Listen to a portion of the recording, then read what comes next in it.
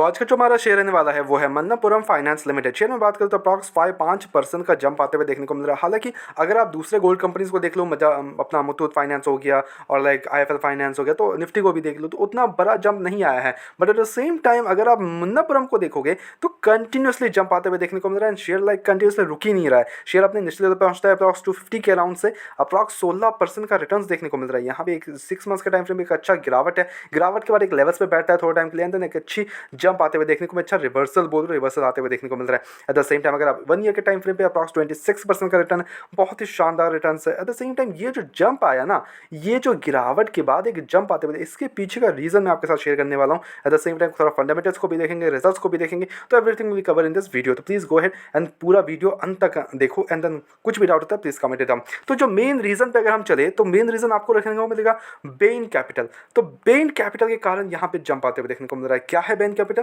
Late me get you. यहाँ पे अगर हम देख ले Manappuram finance gold portfolio in the near term, ये एक न्यूज़ है। The non gold portfolio will continue to consolidate before resuming growth momentum in a calibrated manner from FY24 onwards, analyst at Axis Securities said in the Q3 result update। अब यहाँ पे मैं अगर Ben capital की बात कर लूँ तो there you go, approx 2 trading days, the market price of gold finance companies have rallied up 12% after closure of the open offer made by Ben capital. तो बेन कैपिटल की तरफ से जो ऑफर आया था, अगर आप मेरे वीडियोस को फॉलो करते हो तो आपको पता रहेगा, मैंने बताया भी था कि मन्नपुरम फाइनेंस को एक बेन कैपिटल की तरफ से एक ऑफर मिला था।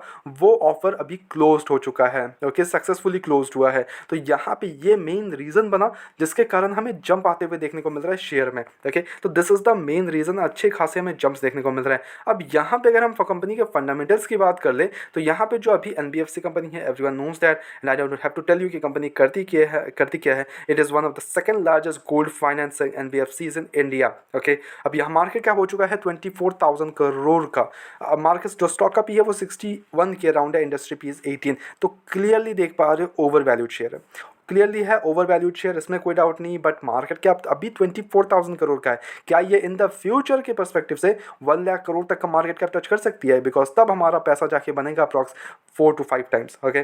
तो तब जाके हमारा पैसा बनेगा 4 to 5 टाइम्स। तो क्या उस लेवल तक पहुंच सकती है? तो टोटली यस, कंपनी उस लेवल को टच कर सकती है इन द फ्यूचर, इसमें कोई भी डाउट नहीं है। यहाँ पे स्टॉक का पी की बात करें 61 के अराउंड है, ओवर वैल्यूएशन देखने को मिलता है। डेप्ट वगैरह हम चेकआउट नहीं करते हैं। द एनबीएफसीज में operating margin is 46%, profit growth अभी नेगेटिव है, पीएच रेशियो नेगेटिव है। पेट्रोल स्कोर हम बात कर ले तो 5 के अराउंड है। यहाँ क्वार्टर रिजल्ट्स की हम बात कर ले तो रेवेन्यू जो है कंपनी का वो हमें थोड़ा सा डाउन होते हुए देखने को मिला Q3 में, अप्रॉक्स 2560 करोड़ से 2353 करोड़ तक का। और जो नेट प्रॉफिट है कंपनी का वो 278 करोड़ से 239 करोड़ जाते हुए देखने को मिल रहा है। पहले अगर बात करें तो अच्छे रिजल्ट्स थे, बट थोड़ा सा हमें डाउन होते हुए देखने को मिला, थोड़े अप्स एंड डाउन है कंपनी के, बट या they will recover it soon, I hope so.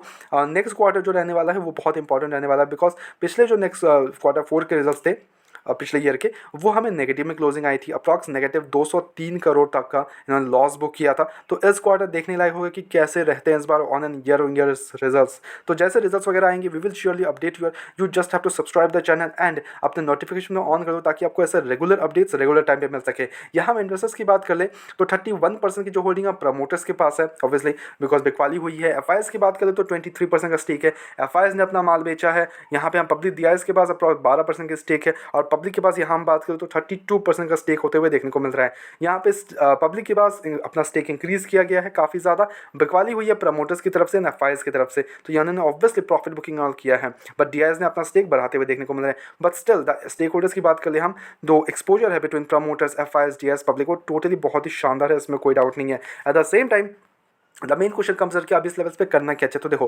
Company continuously हमें एक अच्छा अपवर्ड मूव देते हुए देखने को मिल रही है, तो इस लेवल से भी आप बैठ सकते हो बिकॉज इसका अगर हम ऑल टाइम हाई की बात करें तो वो अप्रॉक्स 322 के अराउंड है। तो उस लेवल से भी अच्छा खासा अभी भी गिरावट पे है शेयर, तो इस लेवल्स पे आप जा सकते हो, बट अपना 25% 30% डिप्लॉय कर सकते हो। वहाँ से अगर किसी रीजन से गिरावट आता है, बिकॉज करेक्शन ऑब्वियसली होगा, हमेशा कोई भी शेयर भाग नहीं सकता है, ओके। एवरी सिंगल डे कोई भी शेयर नहीं भागता है, ओके। तो वहाँ पे थोड़ा सा करेक्शन वगैरह आता है, तो वहाँ पे आप बाय ऑन डिप कर सकते हो अगेन, ओके। तो टोटली वही सलाह रहने वाला है। है कि आप बाय ऑन डिप्स करो ऐसे काइंड ऑफ शेयर्स में, बिकॉज ये लॉन्ग टर्म वाला शेयर्स है, लॉन्ग टर्म में मोनो एक अच्छा हमें जंप आते हुए देखने को मिल सकता है लॉन्ग टर्म में। ओके, अब मैं ये नहीं बोलूँगा कि आप मन्नापुरम में ही जाके बैठो, दैट बिग वंस आपके मुथूट हो गया, IIFL फाइनेंस हो गया, तो ये भी कंपनीज बहुत ही शानदार है, उसमें कोई डाउट नहीं। एवरी सिंगल क्वार्टर रिजल्ट हो गए, इनके नेट प्रॉफिट्स हो गए, बहुत ही शानदार है, इसमें तो कोई भी डाउट नहीं है। मन्नापुरम के भी अच्छे हैं ऑल द टाइम, तो यहाँ पे भी आप चेकआउट कर सकते हो। That's totally up to you, आप कैसा कंपनी चूज़ करते हो, आप स्मॉल कैप जाते हो, लार्ज कैप जाते हो या मिड कैप जाते हो, that's totally up to you only.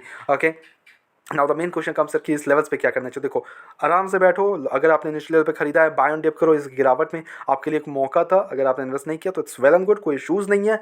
Obviously funds due to funds and all, आपने अगर इन्वेस्ट नहीं किया तो इट्स वेल एंड गुड, आप इस लेवल्स पे भी बैठ सकते हो और इसको बाय ऑन डिप का स्ट्रैटेजी अपनाओ। ओके, सिंपल सी बात। हमारी तरफ से बाय द वे कोई भी बाय कमीशन बिल्कुल भी नहीं है, ओनली सजेशन है, तो please take it as a suggestion, अपने एजुकेशन में के तौर पे वीडियो को देखो, go head do research as well and then make the investments blindly, किसी विश्वास कर इन्वेस्टमेंट्स ना करें। ऐसे रेगुलर अपडेट्स के लिए चैनल को सब्सक्राइब कर लो, वीडियो को लाइक कर लो। मिलते हैं नेक्स्ट वीडियोस में।